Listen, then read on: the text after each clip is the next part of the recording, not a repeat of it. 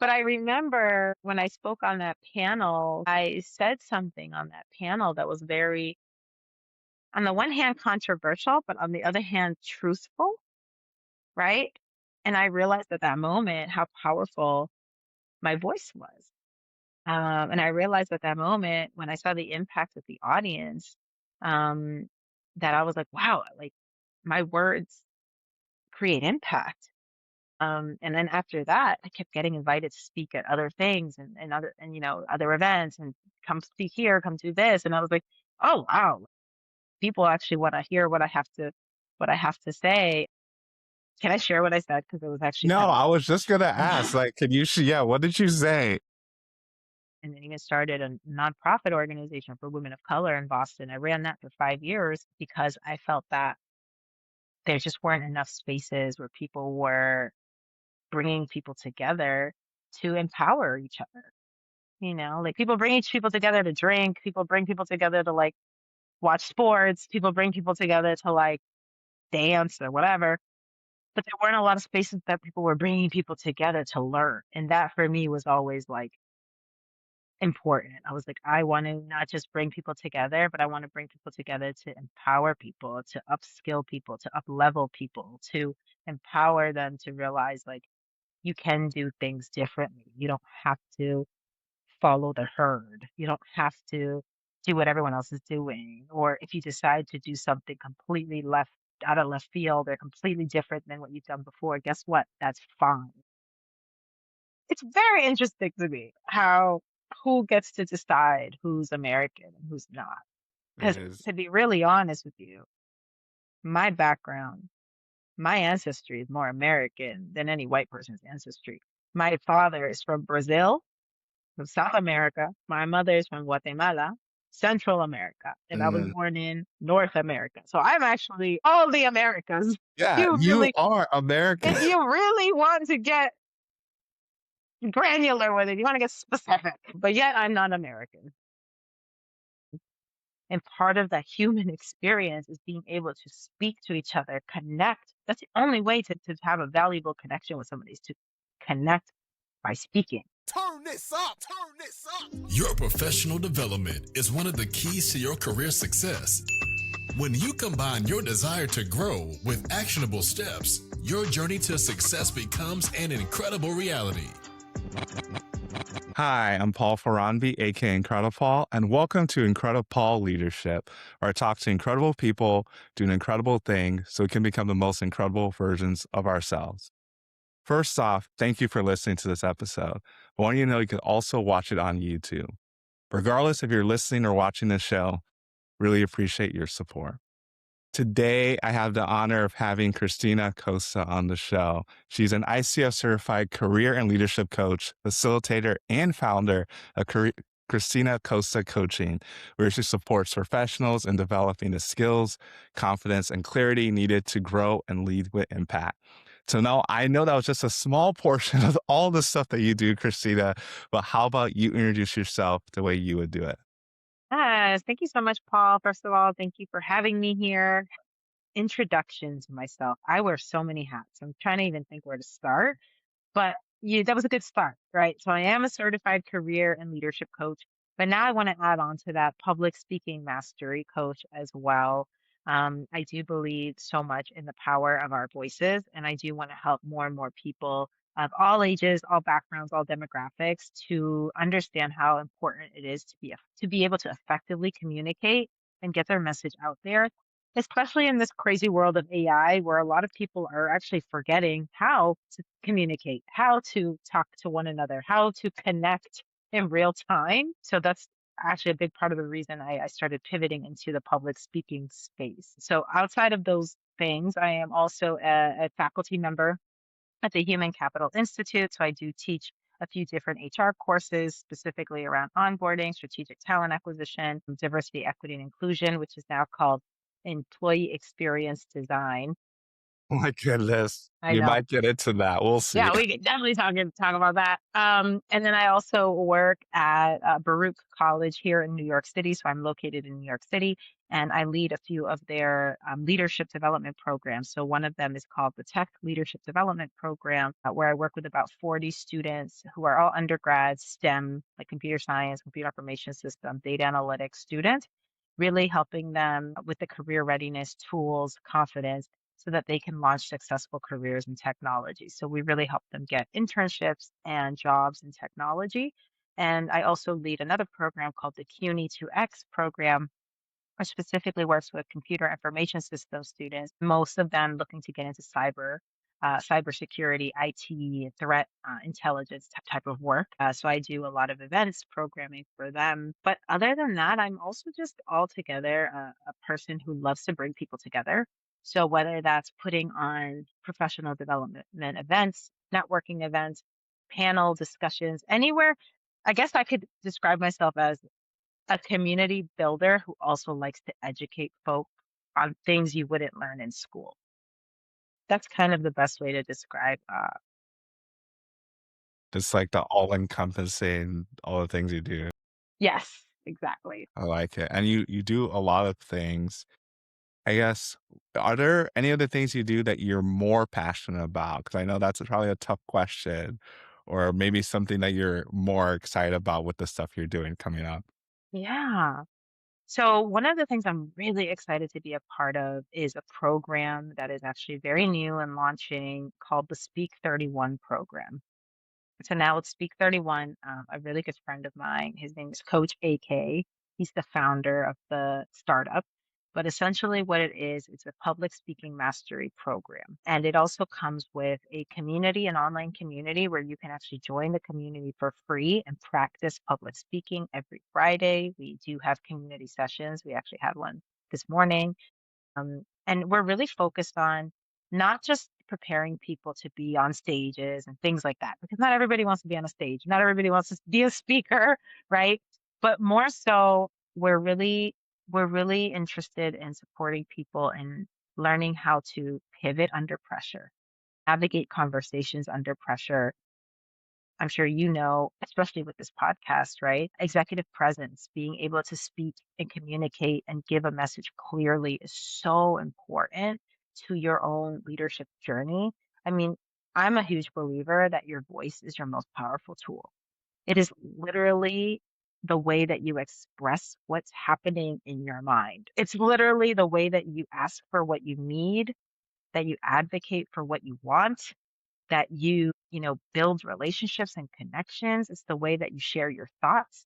I mean, writing as well, right? But in this world where no one's reading anymore, let's be real. It's real. It's I mean, very who's real. reading?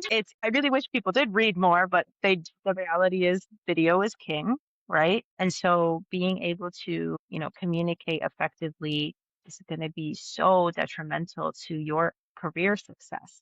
And not even just career success, personal success. I think so much is getting lost in translation nowadays with everybody just texting and DMing and sending messages that people don't really understand each other. People are really missing the mark. And so this program is really geared towards helping people become more confident in their speaking abilities, be able to navigate under pressure. So actually a lot of the program is doing improvisation activities. So it's actually really fun. We don't make it boring. I don't believe in doing boring coaching. Like I believe in let's get you engaged, let's get you participating, let's get you having some fun because I mean, there's so much serious stuff going on in the world already. Like people just want some safe spaces that they could connect with other people, have some fun, and learn something new.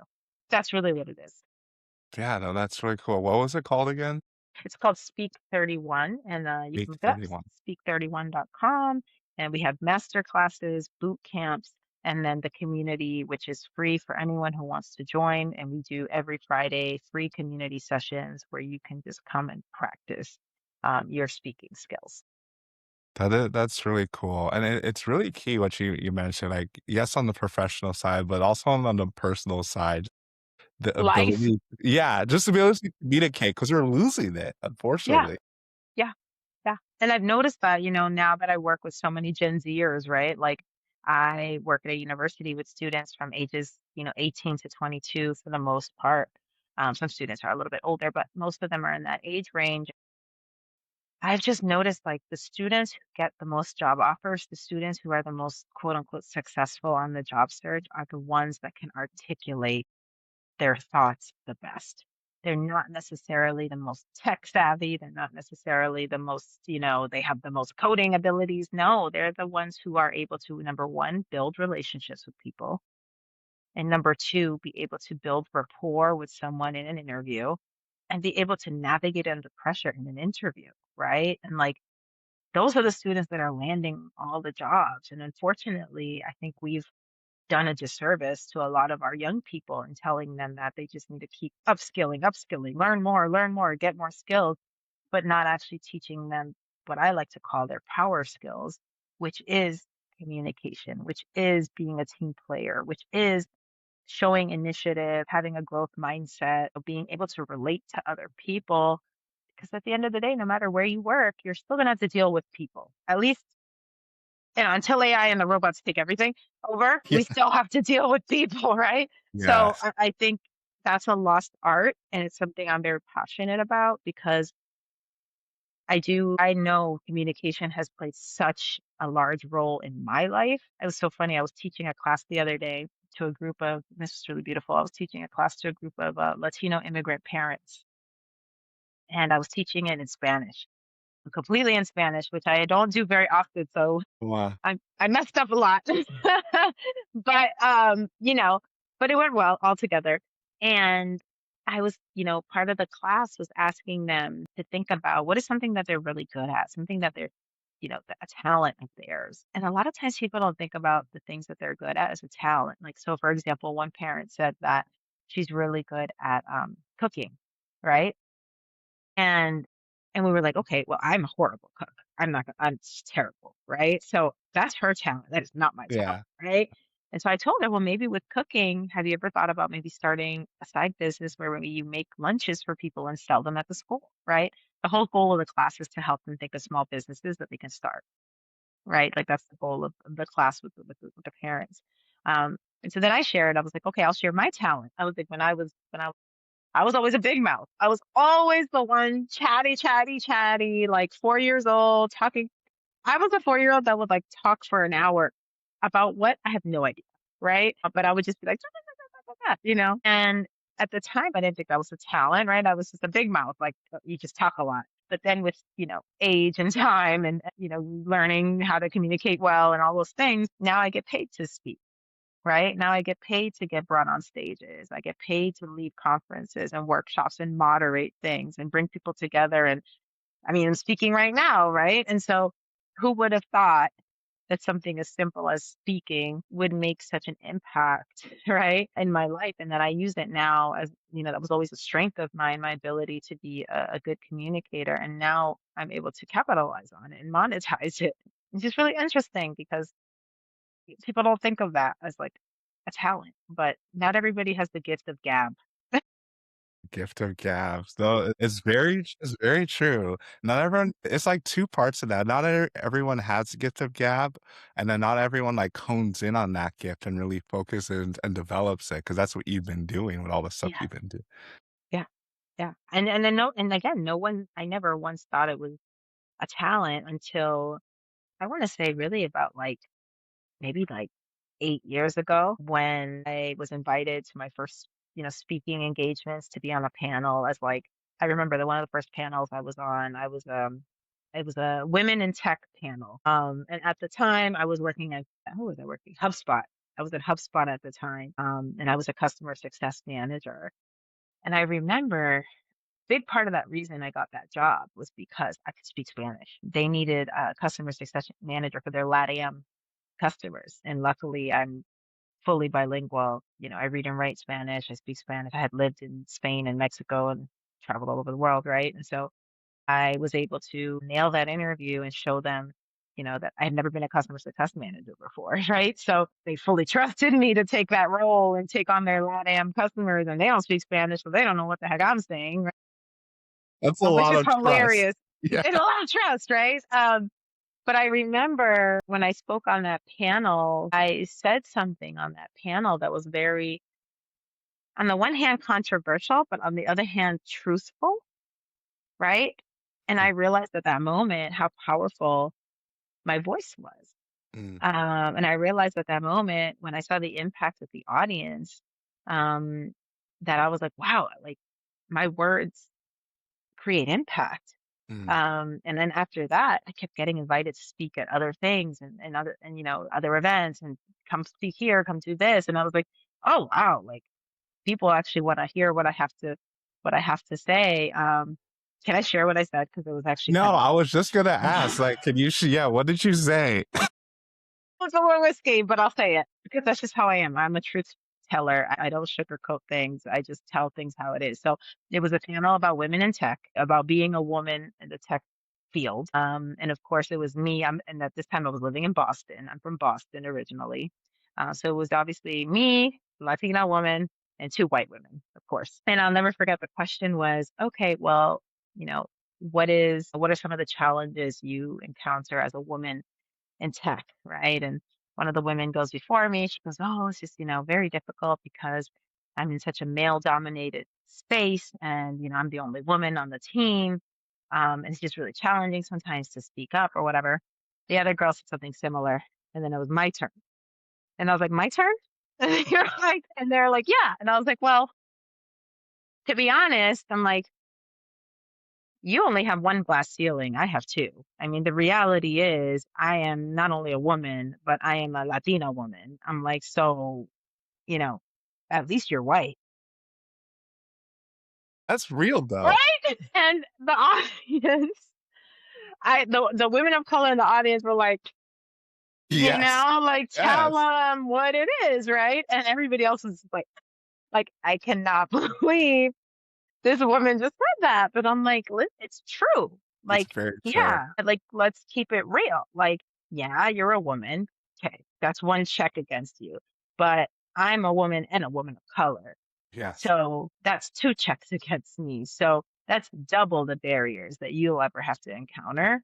And so I don't feel bad for you. So it was just that was like the moment that I realized, wow, like speaking truth not only resonates, but it makes an impact. And like then after Mm, that, I kept getting invited to things. When I so thought maybe, oh shoot, I might not get invited to things. I said that, right? So yeah, it was a pivotal moment for me because it was really my first time being invited to like speak up in a panel. And it was like 100 people in the room, wow. pretty large Yeah. event. And I didn't sugarcoat it because I wasn't there to make them comfortable, to be honest. That's really powerful. And I'm glad you shared it then and you reshared it now because it's Hmm.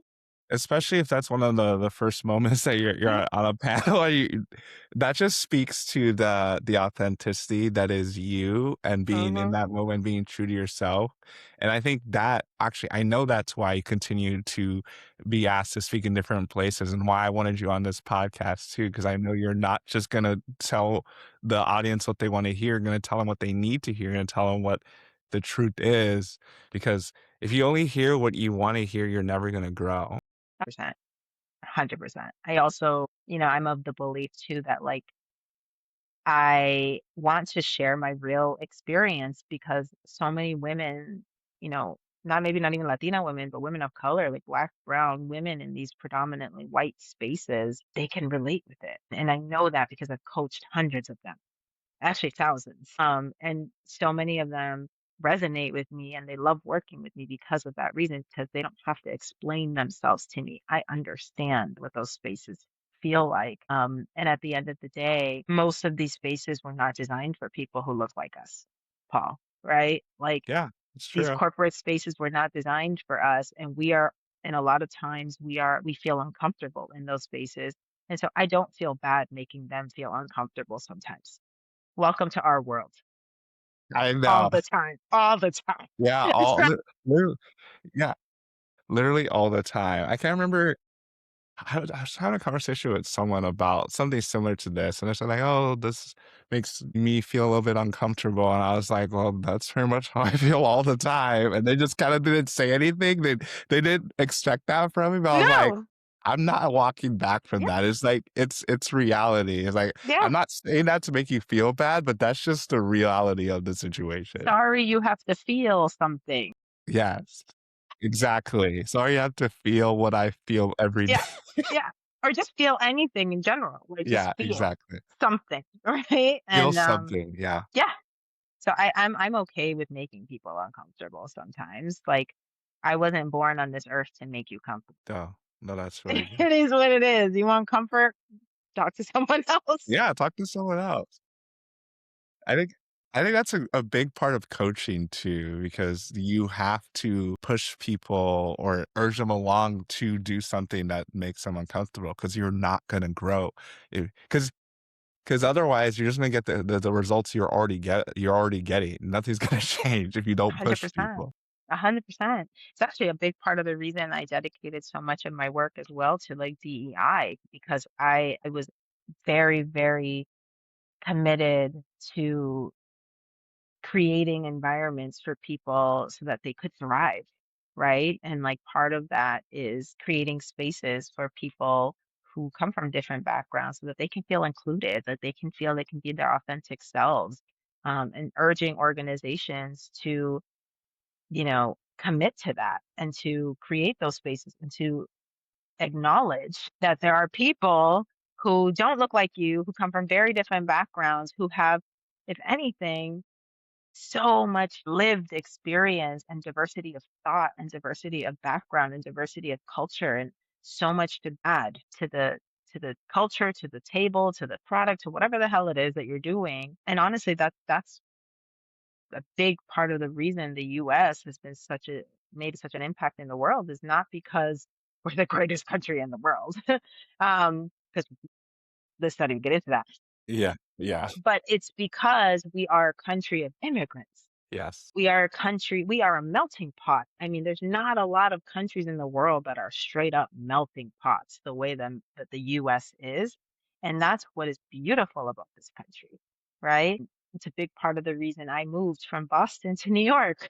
Mm, I wanted to be in that melting pot. I wanted to be with more diversity. I wanted to see all types of people from all over the world all the time. I got tired of the, same monotonous white spaces that Boston offers. Like, don't get me yeah. wrong, there's pockets of Yeah. diversity, but literally pockets, right? That you got to know where to go.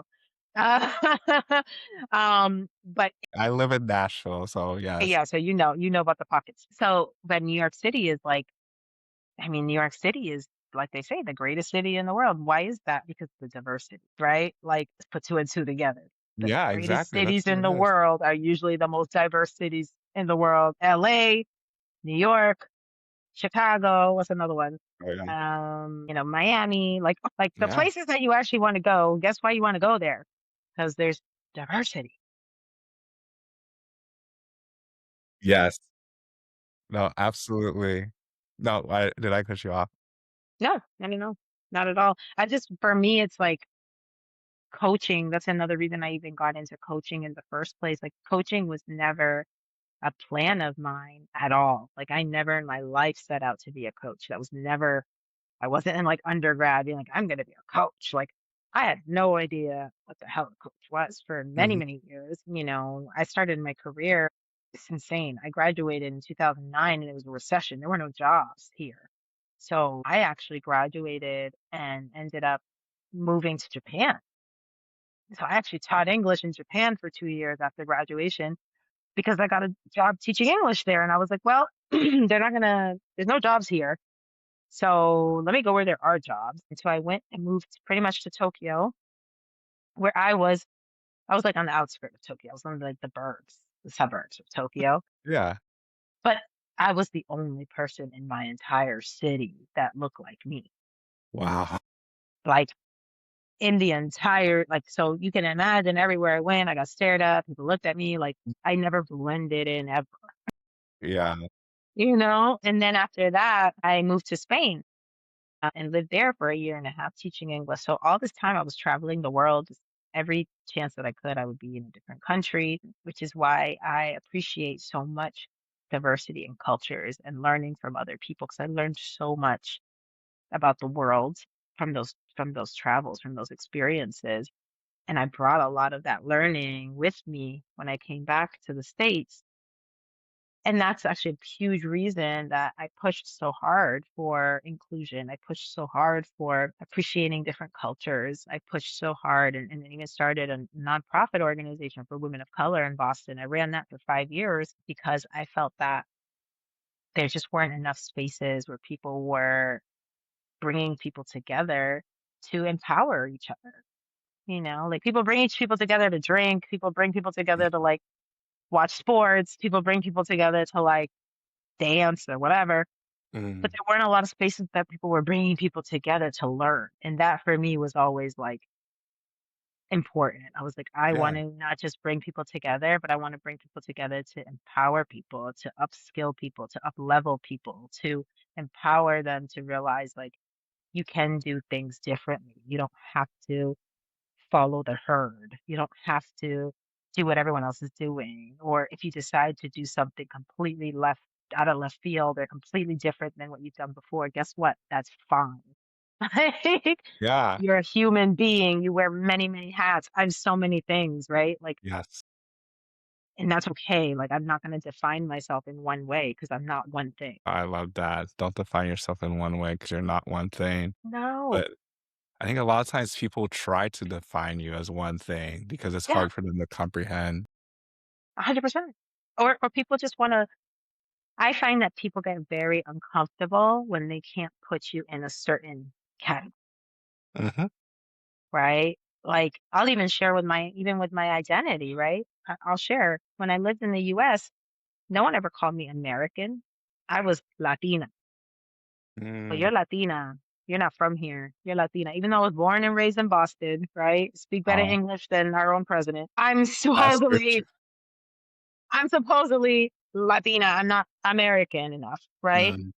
And then when I lived abroad in Japan, right, no one thought I was American either because I don't look the typical blonde hair, blue eyed American, right? So people were like, where the hell are you from? And I would tell them, I would be like Boston, and they'd be like, you know, really? And I'm like, yeah, there are people that look like me that live in the United States, they're not all blonde hair, blue eyed people. And they're like, oh. So even in Japan, they didn't know, right, like where I was from. When I would go home, my mom's from Guatemala. So when I would go to Guatemala, I was a gringa. I was not Guatemalan. I was gringa, right? So I didn't fit in there either because they were like, you're not Guatemalan. You weren't born here. You're gringa. You have an accent. Like, you're not. You're American. You're Yankee. Gringa basically means Yankee, right? Yeah. And then, going other places, it's just it's always, my identity has always been something that has been a little complicated. Um, And to be honest, I don't rep America. Like I'm not going around being like, I'm American. Like, no, like I actually love being Latina and I embrace it so much. And I'll go to other countries and I'm like, I'm Latina. What do you mean? My roots are from Latin America. I Yeah. just happen to be born in the US. Exactly. Exactly. So it's just it's an interesting world that we live in. And when people can't put you in a box, I feel like people get very uncomfortable and don't know, like their simple minds just don't know how to like process. Yeah. I think that's what it is because people want to make black or white. Like you're American, you're not American. And it's like, we are literally a nation of immigrants and a melting pot. I don't, for whatever reason, I don't know why it's so hard to understand that we're not a monolith and there's Yes. American is across the board. It's a blend of different Yeah. cultures. And white people here are immigrants too. That's the crazy Exactly. part. Yeah, Like they y'all are. came from like Ireland and stuff. Like what are you talking about? Exactly. It's very interesting to me how who gets to decide who's American and who's not. It Because is. to be really honest with you, my background, my ancestry is more American than any white person's ancestry. My It's father is from Brazil, from mm, South America. My mother is from Guatemala, Central America, and I was mm. born in North America. So I'm actually all the Americas. Yeah, you are American. If you really want to get granular with it, you want to get Yeah. specific, but yet I'm not American. Yeah. So No, silly. it's really silly. And this whole concept of identity is interesting too, because how you see yourself is not always how other people see you. And how do you reconcile that? Have you heard the term third culture, like third culture kid? You heard that term before? I feel like I have, but Yeah. explain it again to me. Yeah, so it's something I want to start talking about more, maybe even launch a podcast specifically on it when I have the time to do it. So, it's basically when you're born in a culture or you grew up in a culture that's different from the culture that like you're living in. So like for you that you say your mom is Guatemalan and your dad is Brazilian, but then you're living in an American culture. So that's like it's usually like so it's the third culture. And I Yeah, resonate with it too because even though I was born in Nigeria, my family came when I was 4 years old yeah. and I lived in America, but like grew up with a lot of Nigerian culture at home, like American all around. And then it's a running joke with my siblings that we're too American for Nigerians and too Nigerian for Americans. I agree that yes, I have Yeah. that same issue. And you know what's funny? Now that you tell me you're Nigerian, it makes so much sense that you're such an overachiever. You are just as much, you're more of an overachiever. So I will say that. You could be My friend AK, Nigerian. my friend AK, who I was telling you about, who Yeah. is the founder of Speak 31, he's Nigerian as well. Okay. Uh, and he has done all the things. So he's literally like serial entrepreneur, speaker, world renowned speaker. I mean, he used to be the whole reason this kind of came about was because he used to be this, and this is a real job title, by the way. He used to be the sales mastery coach for all Google sales teams globally. Wow. So he used to coach the sales like leaders who then would coach their sales teams, right? Like, so he was like the coach of the coaches. Just coach's coach. Exactly. So for him, public speaking is just so essential for anyone, right? Especially if you want a career in sales. Like you have to be able to speak to people. Like that's one thing I tell my students all the time and my clients, like these are still the skill sets that guess what AI can't do. They can't influence. AI can't influence. AI does not have executive presence. AI can't build relationships. AI can't have collaboration and teamwork and delegate tasks and all of these things that you need to be a good All leader. the AI does power not have skills you're empathy. talking Yeah, the about. power skills. AI does not have empathy. AI can't make you feel seen, heard, valued, respected.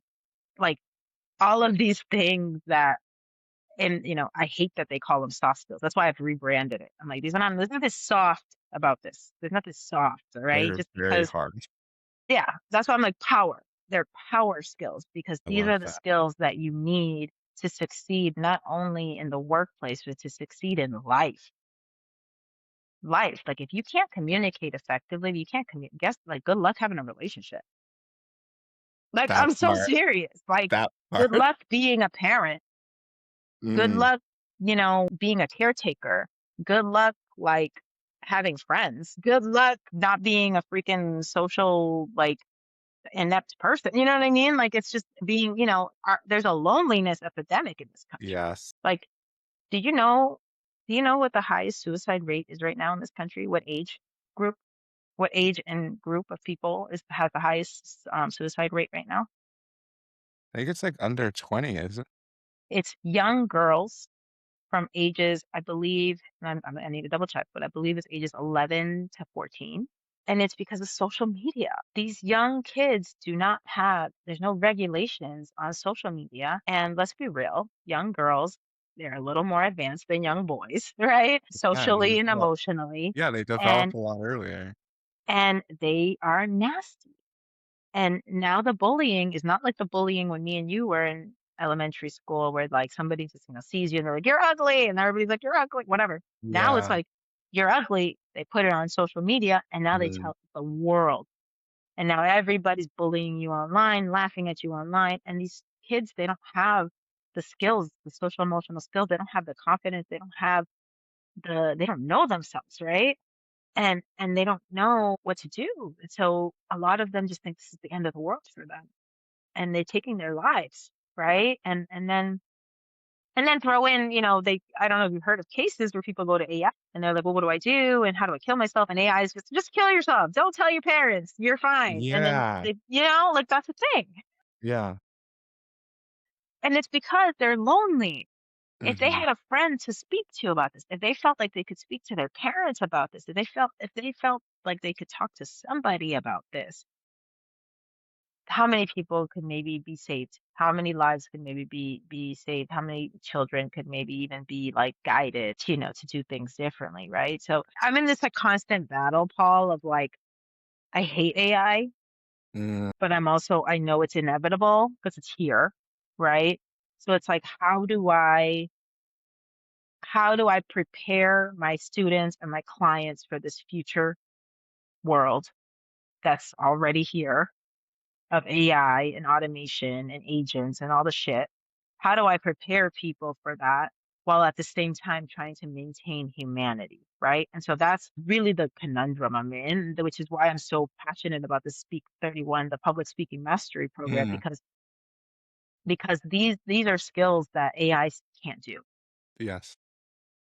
And these are still such necessary skills for people to remain human.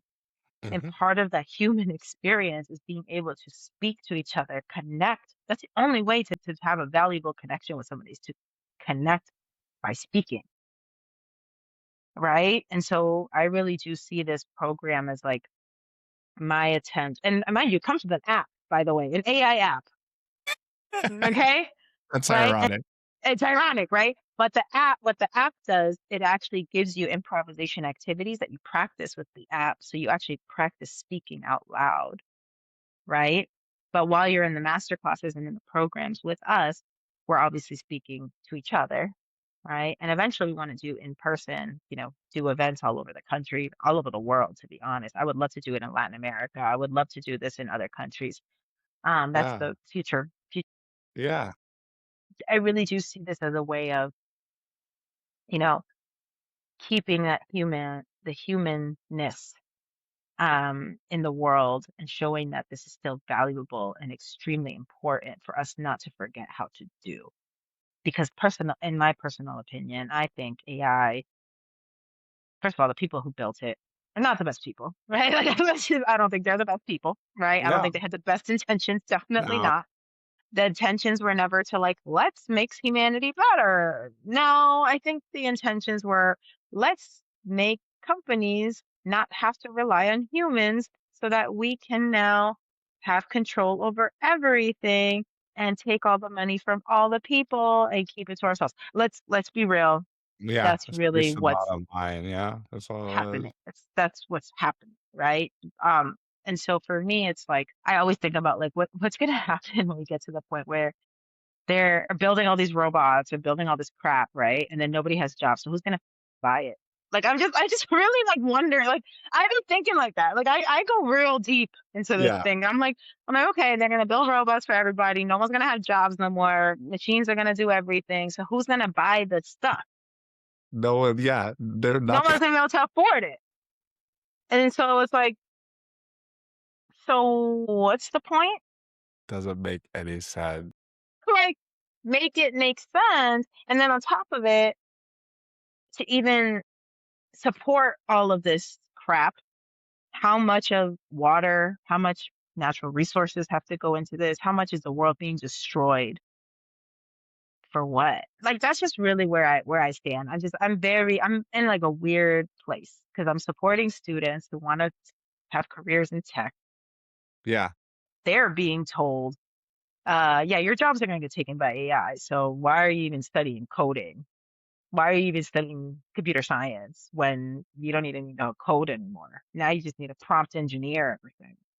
Um, and still trying to support them in their journeys. I mean, they paid a lot of money to go to school. They were told they were going to get a job Yeah. and having to even like kind of break it to some of them like, hey, you may not, that job may not exist. Like data analyst, Yeah. like entry level data person, Yeah. right? And like, how do you, if I'm in this weird space where I'm like, trying to empower them and help them and figure out life while at the same time knowing that it's I graduated in a recession 2009. This is worse. Mm, This is like another level. yeah. Yeah. That's not anything you've seen before. Yeah, this is nothing I've ever seen before, and then trying to, like, instill this hope in my students, which part of the reason I love working with students is because they are so positive and Hmm. optimistic. They haven't been jaded yet by the world, right? Hmm. Um, so I love that. I love working with them for that reason, but it's just like this weird space to be in because on the one hand, I want them to do well and I want to upskill them and I want to, support them as much as I can. But on the other hand, it's like how what's the best way to do that? That's what I'm trying to Yeah. figure out. Yeah, it's a good question, a very timely question because I don't know if it'll be the episode right before this, but at least when I was recording, I talked to this person last week who Hmm. is in AI and talks a lot about this and how to approach it. Because I asked a Yeah. question about like, how do you even go about finding a job? Like, what do you do? And how do you leverage AI? And I think to your point, it comes down to what you're already kind of saying with the power skills. AI Mm, cannot do any of those things. yeah. Not yet. Yeah, yeah.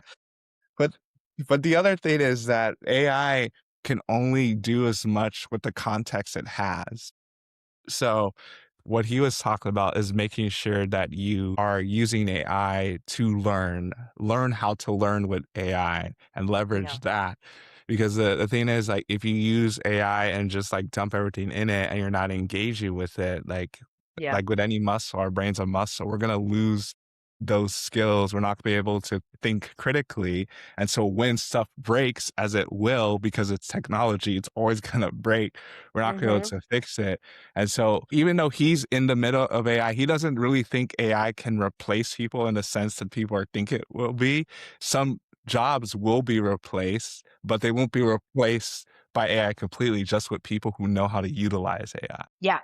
Exactly. And so that's what I'm telling my students, right? And then even clients, it's like you're not going to be replaced necessarily by AI, but you are going to be replaced by somebody who knows how to use it, right? Mhm.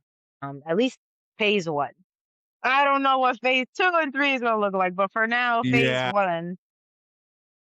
Because the other thing that I talk about a lot, and it's interesting that we're talking about AI, because I actually spoke at a big conference in October, and it was over 100 leaders and like chief people officers from all industries.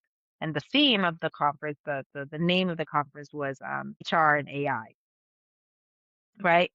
Because in a lot of companies, those are the first places that are implementing AI. So for applicant tracking systems, right, recruiting, um, you know, uh, a lot of like workforce development type of things are getting replaced with AI. So basically, the whole conference, I delivered a workshop called Ethical AI, right? How are Mm. we using AI ethically and who decides what's ethical and what's not?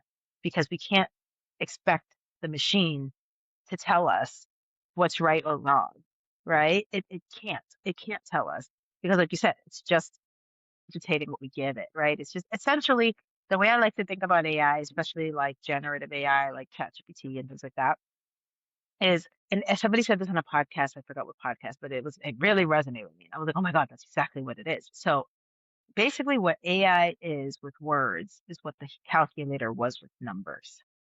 Mm. So back in the day, when they were before calculators, you had to know how to multiply all the things and divide and do all the things. Like you had to know all the steps to get to that answer. Then all of a sudden, the calculator came, right? And then next thing you know, we didn't have to do that anymore. Put it in the calculator. But who checks the calculator? When's the last time you double checked the calculator? Do not know. I just trust it. 100%. So that's exactly what AI is. It's a calculator for words, but who's checking it, right? And then that's where ethics comes in because at the end of the day, like your podcast guest said, it like shows he or she designs the AI, the algorithms or whatever. It's a human that's still designing it, at Yes. least for now. At least for now. Agents I'm are sure here. AI is also agents are building whatever, but for now, the first AI was built by human, meaning that it also came with biases, came Yeah. with its own views. The data sets that put in came from certain sources, Yeah. and so we have to also remember that the AI is not an end all be all truth teller of everything, right? It's truth teller from whoever the hell built it, right? And so who checks it, right? And so my whole workshop was literally about if you implement an AI tool in your company, right? Let's say it's an applicant tracking system or something, whatever. Let's just say it's an applicant tracking system. And let's say you train your employees on it and everybody's using it. And then it comes to find out that it is biased or it had some like messed up stuff in it, right? Because I mean, I'm sure you heard about Workday and like Amazon they got sued and all this stuff. So it's Yes. happening, right? So say something happens, who gets held accountable? Mm-hmm. The people who were using it or the leader who brought it on board? That's where the question comes. Because we can't sue a robot, all right? We have to, somebody has to be accountable for that. And like, that's my question. Who the hell is accountable? If you, as the leader, brought this product in here and you didn't do your due diligence, you didn't learn as much as possible as you could about it, and you were just like, whatever, we're going to invest all this money into this, whatever. And then you train your people on it, and this thing is damaging and being biased and it's excluding people and it's blah, blah, blah. I don't think the employees should be held accountable for that. You can. But we live in a country where leaders don't get accountable for don't get held For accountable for anything, right? So it's like it's a lot to think about. I have a lot of thoughts. So it's just a lot to think about because I'm here trying to teach my clients and people I work with integrity, accountability, mm-hmm. ethics. I'm all about values. I'm all about treating people the way you want to be treated, being accountable for my stuff. I'll be the first to say if I mess up, like, my bad, like, I'm sorry, that was on me, right? And to be honest with you, Paul, I only hang out with people and surround myself with people who are that way. Like, if you cannot be accountable, I cannot be around you. No. You can miss me, you can go that way, but get the hell away from me, right? Like, I do not respect people who can't admit they were wrong, who can't admit they made a mistake, because we are human and we're gonna make Yeah. mistakes. And that's part of the Yes. human experience. And It is. even robots make mistakes. Yeah. That's very true. And so that's I guess that's just where I'm at. I'm in a weird place right now, just in life, Mm-hmm. because I feel, torn in so many ways. Yeah. But I do think I that feel that. my impact right now, at least towards the people around me and the people I serve and the people I work with, is to help people come back to themselves, trust themselves again, listen to their intuition and their inner voice, because we all have one. Try to block out all of the external noises and make decisions for themselves that feel right to them. I think everybody is so many people don't trust themselves. So many people need validation from everybody else. They need to be told what to do by everyone else. And it's like, no, like, your podcast is about leadership. Every single human being is a leader of themselves first. Once you can lead yourself well, then you can lead others. But if you are not leading yourself well, you have no right to be leading others. Get the hell out of here with that. And Absolutely. I'm very upset that there's so many people in positions of leadership who do not lead themselves or anyone around them well, and nor should they have any right to be leading others. And that's the part that really grinds my gears. And I will call it out if I have to, which is Yeah. why I work for myself. Yeah. As you can definitely do that. I think we're definitely gonna have a part 2 Yeah, I think we because have to. we need to have part 2. One, because I told you it's gonna be 30 minutes because I I'm making know. you late for I something, but know. It's okay. I didn't That was want to my cut. fault too. I kept talking. No, I didn't wanna cut you off because, like, right around that time, I was like, we were just getting into this AI stuff. I was like, Juicy "I stuff. cannot cut you off right now. I cannot." We'll have to have a part 2, but yeah, Yeah. there's a lot to think about, and I share your concerns around what is going on with AI and how to use it the right way and how there's really no lack of governance. I was There's actually talking none. to someone literally yesterday about this, that unfortunately, I don't think we're gonna have true governance for AI until something catastrophic happens, because that's how it works. We wait until something catastrophic happens, and then Mhm. we walk it back. Yeah. Yeah. Like, I think it was, I read an article. I wanna say it was, like, Finland. It was one of those, like, you know, like, what are they called, those countries? Norway, one of those Oh, countries. the Scandinavian country. Scandinavian, yeah. It was one of them Scandinavian countries that are way more advanced than us. Way more, way more advanced. But it was one of those countries that they had a law that you cannot use an image of someone else. Like, you actually have the right IP to your likeliness, to your face. So no one can use your face without your permission. And if they do, there needs to be like some type of sign. There's like some type of like watermark or something you put on it so they know Mhm. that it's AI. And it's actually like in law that you have IP of your own face, Yeah, right? Um, and I'm like, that's so smart, yeah, right? That's so smart. Like, why can't we do something like that? Oh yeah, we have Trump. I forgot. This person yeah, we don't doesn't do know a stuff. three, words with more than like six letters. So, He you doesn't know, know that he's the president of Puerto Rico. yeah, it's just I can't even. So I understand why we're not going to have that, right? But it's just a really scary thing to think about that, like each one of us. I mean, somebody here could just one day say, Paul, I'm going to take Paul's face, put it on a video, have him doing some crazy on the video, and then put it out there, and then everyone thinks Paul did this crazy right? Or like said something wild, Yeah, reckless. Because I just felt like using his face, like, and that there's no repercussions. There's no, you don't have a right to your likeliness or to your image. Like, how are we insane. building these tools, but not thinking like what impact these tools can have and what dangers these tools can have in our society? Like, but yet, sure, release them, release it to the world, let everybody have access to it, whatever, see what happens. Like, it's just, it's very irresponsible, reckless, obviously capitalistic, which our country Yeah, is the most capitalistic place in the world. yeah, we live in a corporation. We live in a corporation. Like my friend the other day, she's like, I'm surprised they don't charge me to breathe. I'm like, I know. That's Like, might be that's coming. next. I mean, that's what That's taxes next. are, honestly. An air bill.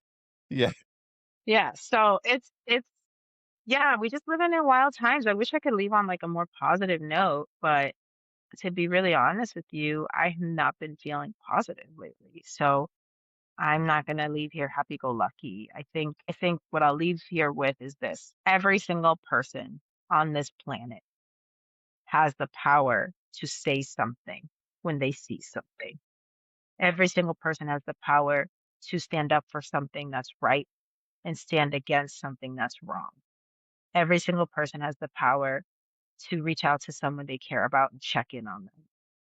Every single person has the power when they see someone hurting to try to help and support them. Every single person has the power of the voice to use it for good, right? And that's what I'm going to urge people to do. Stand up for something or you will fall for anything.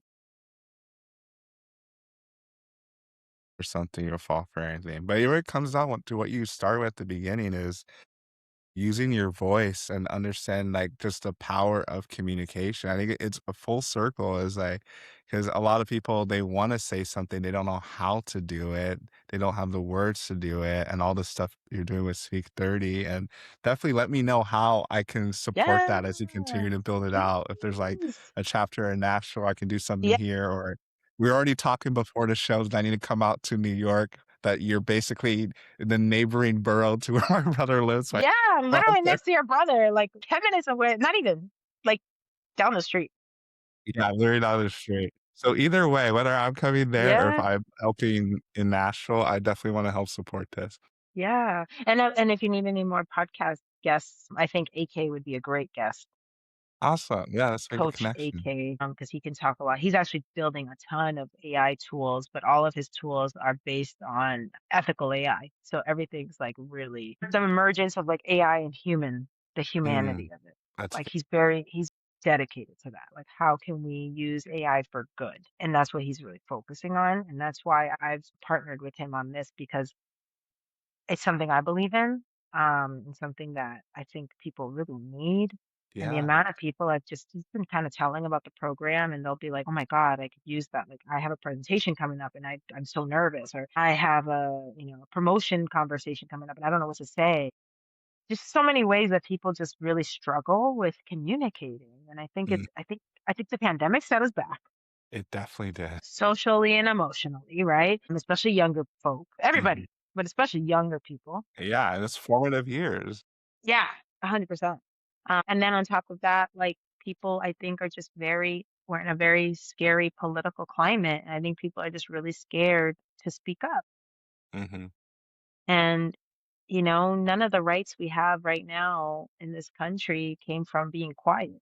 No, that's very true. Like none of the things that we have, any rights that we have, civil rights, women's rights, gay rights, LGBTQ rights, like none of those came from people sitting and being quiet and making you comfortable. Like that's just not where they came from. And so I think people need to remember that like these things are not just a given. Like we are lucky and fortunate that we were born, the people before us did all the work and we got to reap the privileges, right? But like this president's trying to set us back to those times. And so it's up to us to stand up and speak out. And like your biggest weapon is your voice. There's other weapons, but your voice is the first one. And the voice is the one that everyone has, right?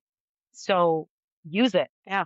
Really, So the I'll voice. make drop there. Yeah, no, that was really a mic drop moment right there. Mic drop right there. Make sure people know how to stay connected with you. I know you have Yes. a LinkedIn website. Yes, yes, However, what's the yes, best yes, yes, way? yes. Of course. So I would say the best way, definitely LinkedIn. So Cristina Costa, no H in my name, Cristina Costa. You can find me on LinkedIn. And definitely send me a message. Email Christina@ccostacoaching.com. I have a website, ccostacoaching.com. And then Speak Thursday for anyone who wants to join the community for free every Friday from 11 a.m. to 12 p.m. Eastern, 8 a.m. to 9 a.m. Pacific. We have a session where you can come and just drop in and practice. We touch on different topics, but it's really just a time for you. To be honest, it's really been nice to be there and just see how vulnerable people are in that session, Mm, and we just talk about real stuff and practice like different ways of speaking and sharing and just getting more comfortable sharing, right? So I think those are the best ways to follow up with me. that's good. And definitely stay connected. And in the Yes, spirit of accountability, I said your last name wrong. It was Costa. I said Costa at the beginning. it's okay. So now I I'm know not it. mad about it. No, I appreciate it. It's Costa and also Speak Yeah. 31 because I said Speak 30. So Yeah, correcting totally both of fine. those things. But Yeah, no worries. those will be in the show notes. But super glad you are on the show. For sure, you will be back on. We'll figure out when it works. Yeah. Maybe we'll end up even doing it live if Oh my I'm God. there. So You're yeah, we could touching my probably word. pull that off. That'd be so But much fun. yeah, yeah, just really turning to the audience. I know you got something from this episode, just really understanding that your voice is powerful and being uncomfortable is the only way we're going to get through this, whether it's just not knowing AI and learning to use AI, being intentional about using it in the right way, make sure it's ethical AI, making sure you're developing your speaking skills, your power skills. I love that because I usually would say like Yeah. Use life it. like Use it. leadership skill. I'm gonna credit Take to it. you. I mean, Take like my it. friend Yes. Christina is like power Yeah. skills. Like I'm gonna, You know I what's funny? really So love many people are using it now that I know. They're like, yeah, power skills. I like that. I'm like, use it. Take it. that. Because that's what it is. Like, these are the things no one can take from you. And these are the skills for life. Like, Yes, life, right? really, really power skills. But I know they got something from this episode. Definitely stay connected with Christina, and you too can be incredible. Be sure to rate and review this podcast on your favorite podcast listening platform. We'll see you here next time. And be incredible. Incredible.